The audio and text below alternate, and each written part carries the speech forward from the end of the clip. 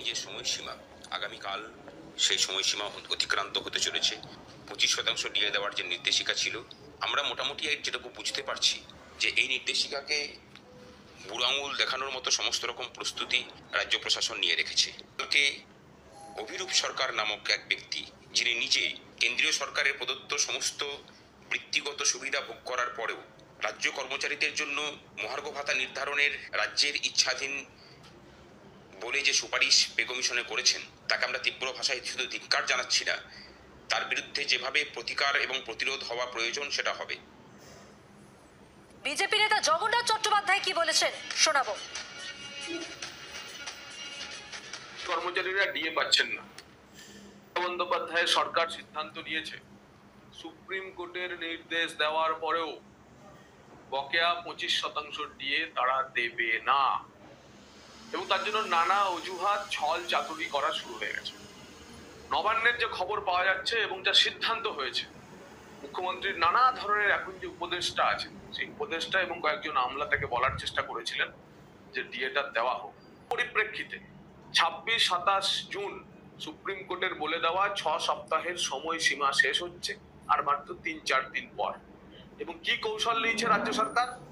রাজ্য সরকার আবার সুপ্রিম কোর্টে যাবে। রাজ্য সরকার আবার গিয়ে বলবে যে রিভিউ করুন হুজুর, ডিএ দেওয়ার আর্থিক সংস্থান নেই। সুপ্রিম কোর্ট না শোনে। বিজেপির পক্ষ থেকে বলা হচ্ছে যে রাজ্য সরকার আবার সুপ্রিম কোর্টে যাবে, সেই কৌশলই নিয়েছে তারা। আমরা এই নিয়ে কথা বলবো। আমার সঙ্গে টেলিফোন লাইনে রয়েছেন তৃণমূল কংগ্রেস নেতা জয়প্রকাশ মজুমদার। জয়প্রকাশ বাবু, কি বলবেন? বিজেপির বক্তব্য তো শুনলেন। বিজেপি তা ইচ্ছা একবার একটা কথা বলে, পরস্পর বিরোধী। যখন রাজ্য সরকার সুপ্রিম কোর্টে যায় তখন বলে সুপ্রিম কোর্টে যাওয়ার একটা পরিকল্পনা করছে, যারা সুপ্রিম কোর্টে যাওয়াটা পাপ। আবার নিজেরা যখন অন্য কোথাও হেরে যান তখন বলেন এবার আমরা সুপ্রিম কোর্টে গিয়ে দেখিয়ে দেবো মজা। সুতরাং বিজেপির এইসব অবাস্তব কথাবার্তার কোনো মূল্য নেই। কিন্তু আমি এইটুকুনি বলতে পারি, জানা গেছে যে অর্থ কমিশন, 6th অর্থ কমিশন, তারা বলেছে ডিএ অধিকার হতে পারে না, ডিএ অধিকার নয়। এখন রাজ্য সরকার এই বিষয়গুলি নিয়ে কিভাবে তারা আইনের পথে হাঁটবেন সেটা রাজ্য সরকারের একান্তভাবে অধিকার। আজকে তো এটা তো ঘটনা, এখনো ডিএ যে অধিকার সেটা তো সুপ্রিম কোর্ট বলেনি। এখনো সুপ্রিম কোর্ট একটা নির্দেশ দিয়েছিলেন, অন্তর্বর্তীর নির্দেশ, তাতে বলেছিলেন যদি আপনারা দিতে পারেন রেকমেন্ডারি নির্দেশ যে 25% অন্তত যদি দিতে পারেন। কিন্তু 25% কার, কিভাবে, কোত্থেকে টাকা আসবে? একদিকে কেন্দ্রীয় সরকার রাজ্যকে অর্থনৈতিক অবরোধ করে রাখবে, আর অন্যদিকে তার উপরে বলবে যে ডিএর টাকা দাও।